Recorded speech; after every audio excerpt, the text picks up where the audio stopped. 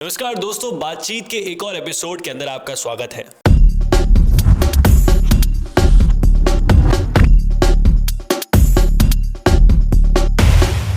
और आज इस एपिसोड में हम बात करने वाले हैं किस तरीके से जो इस साल का बजट पेश किया गया है, निर्मला ताई ने पूरे देश की मिडिल क्लास को एकदम से खुश कर दिया। क्या ये जो खुश किया गया है ये आने वाले इलेक्शंस में भाजपा एनडीए को जो समर्थन देगी मिडिल क्लास, जो उनको फायदा पहुंचाएगी, क्या ये सब चीजें हो सकती हैं? इन सभी पहलुओं के ऊपर हम बात करेंगे। तो कार्तिक, आप बताइए, आप कुछ लिख भी रहे हैं, वीडियो स्टार्ट हो चुकी है, ये जो बजट आया है इस बजट के बारे में कुछ बताइए। देखिए, बजट जो है काफ़ी अच्छी तरीके से निकाला गया है। पहली बात तो ये, अगर मिडिल क्लास के पर्सपेक्टिव से देखें तो क्योंकि मिडिल क्लास काफ़ी समय से इसी आस में बैठी थी कि कब हमारी जो टैक्स है, जो टैक्स का बर्डन है, वो हमारा कम हो और कब हमारी जेब में पैसा हो और कब हम जाके मार्केट में खर्च करें। और ये मार्केट में जो खर्च करने की बात मैं कह रहा हूँ, यही सरकार चाहती है। असल में मैं आप दर्शकों को भी बताऊंगा और आपको भी याद दिलाना चाहता हूँ कि अपनों ने एक वीडियो बनाई थी कि भारत की गिरती इकोनॉमी, ऐसे करके एक वीडियो बनाई थी। उस वीडियो के अंदर मैंने एक चीज़ कवर की थी कि जो इकोनॉमी होती है उसके 4 कंपोनेंट्स होते हैं। एक होता है पर्सनल कंजप्शन, एक होता है इन्वेस्टमेंट, एक होता है नेट एक्सपोर्ट्स और दूसरा होता है गवर्नमेंट एक्सपेंडिचर्स। ठीक है, जिसके अंदर से मैंने उस वीडियो के अंदर कोट किया था कि पर्सनल कंजप्शन जो है भारत का बहुत कम होता जा रहा है। जनता की जेब में पैसा नहीं है, जनता की जेब में पैसा नहीं है और उस वजह से जनता जो है मार्केट में जाके खर्च नहीं कर रही और एक तरीके से मार्केट के अंदर जो है जो मनी का फ्लो होता है वो कहीं ना कहीं एक तरीके से स्लो डाउन होता हुआ दिखाई देता है। अब सरकार ने क्या करा, जो 12 लाख की कमाई करते हैं लोग, जिनकी इनकम 12 लाख तक की है, उनका टैक्स हटा दिया है। हालांकि दोस्तों, आपको टैक्स स्लैब के अंदर देखने को मिलेगा कि उसके आगे कुछ परसेंटेज लिखा हुआ है।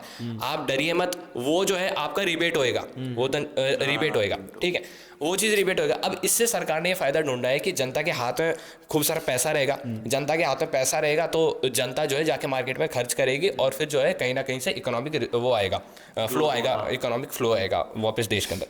अब इसके अंदर एक काफ़ी सारी चीज़ें थी जो जैसे कि आपकी निर्मला ताई और हमारे तो फाइनेंस मिनिस्टर है वो, तो फिर मेरी निर्मला ताई आपकी फाइनेंस मिनिस्टर। पर खैर कार्तिक, आपने अभी जो बात कही कि जैसे कैश फ्लो आएगा जनता के पास और फिर वो मार्केट में जाकर खर्च करेगी, इस पर मैं दर्शकों को भी बताना चाहूँगा कि जैसे ही इस टाइम पर, जैसे ही निर्मला सीतारमण जी ने बोला कि 12 लाख तक कोई टैक्स नहीं लगेगा, वैसे ही निफ्टी ऑटो, निफ्टी एफएमसीजी और निफ्टी कंजम्पशन तीनों बहुत उछाल पर थे।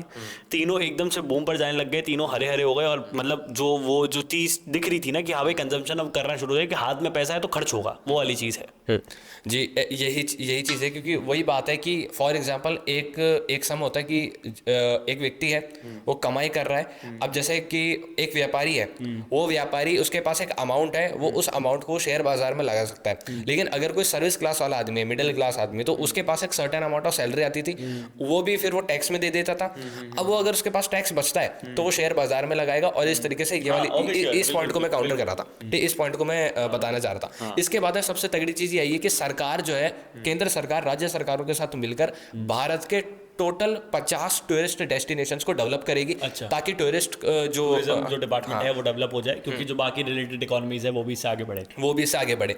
अब अगर अपन बात करें कि जैसे कि एक गिग वर्कर्स होते हैं, हाँ। गिग वर्कर्स ऐसे होते हैं जिनका जो प्राइवेट कंपनीज में काम कर रहे हैं, लेकिन उनका कोई हिसाब किताब नहीं है, उनका कोई हेल्थ का हिसाब नहीं है, कुछ नहीं है। क्योंकि कुछ प्राइवेट कंपनीज होती हैं जो कि हेल्थ का जिम्मेदारियां लेती हैं, और अगर कोई सरकारी कर्मचारी है तो उसकी हेल्थ किस तरीके से चल रही है, उन सब चीज़ों का रिकॉर्ड रहता है। लेकिन गिग वर्कर्स ऐसे हैं जिनका कोई रिकॉर्ड नहीं रहता। सरकार इस बार पूरा एम करेगी, टोटल 1 करोड़ गिग वर्कर्स को जो है रिकॉग्निशन मिलेगा, उनको आइडेंटिटी कार्ड्स उनके लॉन्च होंगे, ये सब होएगा। मतलब अगर मैं जनता की बेहतर उसके लिए बता दूं कि गिग वर्कर्स क्या होते हैं साधारण भाषा में, जो आपके उबर ड्राइवर्स आपने देखे होंगे, जोमेटो वाले होते हैं, स्विगी वाले होते हैं, जो ब्लिंकिट वाले ड्राइवर्स होते हैं, इनको गिग वर्कर्स बोला जाता है। और कमाल क्या थी कि राजस्थान के अंदर इनके लिए लॉ है। राजस्थान पहला स्टेट था जिसमें इनके लिए लॉ आया था। और इसके बाद अगर अपन जाएं तो ईवी सेक्टर जो है, इसको बूस्ट मिल सकता है, क्योंकि सरकार जितने भी ईवीज को मैन्युफैक्चर करने के लिए जितने भी गुड्स का इस्तेमाल होता है, उन सब के ऊपर जो है बीसीडी जो है बहुत कम कर देगी। ठीक है,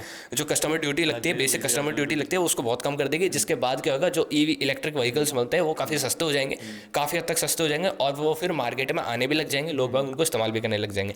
इसी के साथ ही अगर अपन आगे बढ़ते हुए भी देखने को मिलता है कि 75,000 के आसपास 5 साल का सरकार का एम है कि 75,000 के आसपास मेडिकल सीट्स को बढ़ाया जाए भारत के अंदर, क्योंकि बार बार ये देखने को मिलता है कि खूब सारे मेडिकल जो स्टूडेंट्स हैं वो मॉस्को चल जाते हैं, यानी रशिया, यूक्रेन और कजाकिस्तान इस तरफ जाते हैं। और ये और वहाँ पर कैसा माहौल चलता है, इन चीज़ों को भारत समय में रहते सुधार ले, तो इसका ये एम रहता है। अगर अपन डिफेंस बजट की बात करें तो 2024 के अंदर विनम्र डिफेंस बजट था कुछ 6 लाख 6 लाख, हाँ लगभग 6.25 लाख करोड़ तक। 6.10 लाख करोड़ का था, और अब जो है 6.81 लाख करोड़ का है। अच्छा, मतलब बड़ा तो है। हाँ बड़ा है, लेकिन इतना ज़्यादा नहीं बढ़ा है जितना कंपैरेटिव चाइना वो क्या कहते हैं इन्वेस्ट करता है, जितना और देश इन्वेस्ट करते हैं उतना इंडिया का डिफेंस बजट नहीं बढ़ा है। अब इसके पीछे भी एक कारण होता है, वो कारण ये है कि इस बार भारत का जो डिफेंस बजट है वो काफ़ी डिस्टर्ब रहा है। डिस्टर्ब इसलिए वजह से रहा है क्योंकि बार बार आपने देखा होगा कि चाइना एक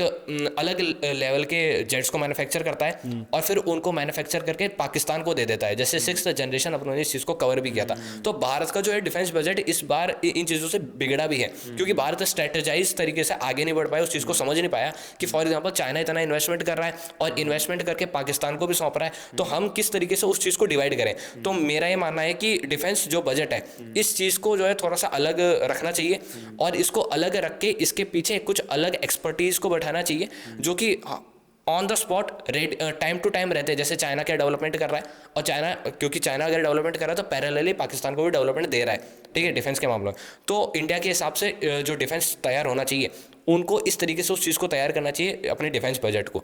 और ये सब चीज़ें थी। अगर अपन कैपिटल इन्वेस्टमेंट और इंफ्रास्ट्रक्चर पर जाएं तो देखने को मिलता है कि 2024 के अंदर 9.50 लाख करोड़ का था और अब 10.18 लाख करोड़ का है, जो कि हाँ इसमें भी ज़्यादा बढ़ोतरी नहीं, इसको भी बहुत ज़्यादा, क्योंकि जब तक हमारे देश के अंदर इंफ्रास्ट्रक्चर डेवलप नहीं होएगा तब तक बाहर की कंपनियां भी नहीं आएंगी। तो अभी तक का तो यही है, बाकी जो सदन है वो वापस मंडे को भी बैठेगा, ये सब है।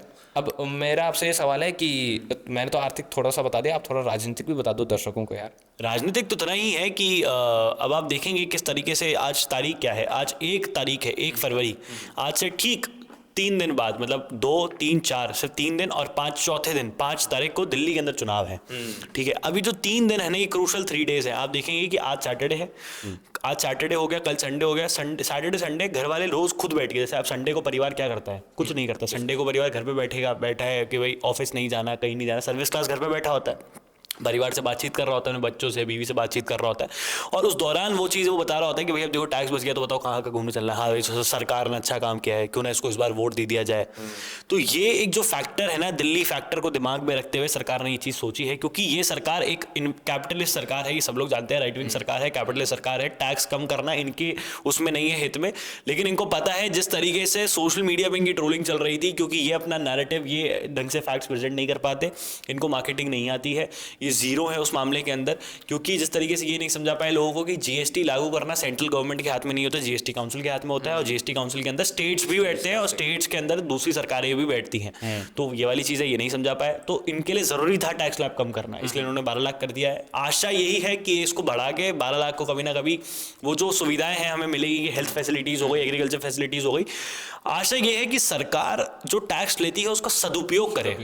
मेरे को कोई दिक्कत नहीं है कि अगर मैं 1 रुपया कमा रहा हूँ, सरकार में से 50 पैसा टैक्स में ले, लेकिन फिर मुझे उसकी सदुपयोग मिलना चाहिए कि मेरे को फ्री हॉस्पिटल मिले, मेरे को रोड अच्छी मिले, रोड पे ट्रैफिक कम मिले, रोड पे गड्ढे ना हो, इलेक्ट्रिसिटी बढ़िया ढंग से मिलती रहे, पानी बढ़िया ढंग से मिलता रहे, यही सब चीज़ तो आदमी उम्मीद रखता है। 2 चीज़ और है, 2 चीज़ ये है कि एक तो एग्रीकल्चर को इस बार सरकार काफ़ी प्रमोट करने वाली है, जिसके अंदर से पल्सेस हैं और मिलेट्स हैं, इनको सरकार बहुत अच्छी तरीके से प्रमोट करने वाली है। और भारत के जो अलग अलग क्षेत्र हैं वहाँ पर ऑर्गेनिक तरीके से और अलग अलग तरीके से सरकार वहाँ पर फोकस करना चाहेगी कि यहाँ पर एग्रीकल्चर जो है और भी उछाल खाए, क्योंकि इकोनॉमी, क्योंकि आप भी जानते हैं हमारे देश के जो ज़्यादातर परिवार हैं, ज़्यादातर जो क्षेत्र है वो एग्रीकल्चर भी डिपेंड रहता है, और एमएसएमई भी इसके अंदर एक और फैक्टर है जिसको सरकार बहुत ज़्यादा बूस्ट करने वाली है इस बार। तो ये सब चीज़ें हैं सरकार के दिमाग में है। देखिए मैं फिर कह रहा हूँ, जो मौजूदा सरकार है वो कोई ऐसी ही सरकार नहीं बनकर आई है। जो लीडरशिप है उनको पता है क्या करना है क्या नहीं करना है, और सारी चीज़ें बहुत सोच समझ के की जाती है। और ये भी दिल्ली इलेक्शन को मद्देनजर रखते हुए ही किया गया है कि भाजपा साम दाम दंड भेद लगा देगी दिल्ली इलेक्शन जीतने के लिए। ये सब पूरी बातें हैं। खैर इन्हीं पर हम सारी बातचीत करते रहेंगे, आपके सामने ऐसे तमाम वीडियोस तर्कवाद पे आते रहेंगे। आप इस चैनल को सब्सक्राइब कर लीजिए। आपकी क्या राय है बजट को लेकर और हमने जो टिप्पणी करी है उसको लेकर आप नीचे कमेंट बॉक्स में लिख सकते हैं। इस वीडियो को अपने दोस्तों को, परिवारजनों तक खूब शेयर करें। जय हिंद, जय भारत, भारत माता की जय, और हाँ, पानी बचाएं।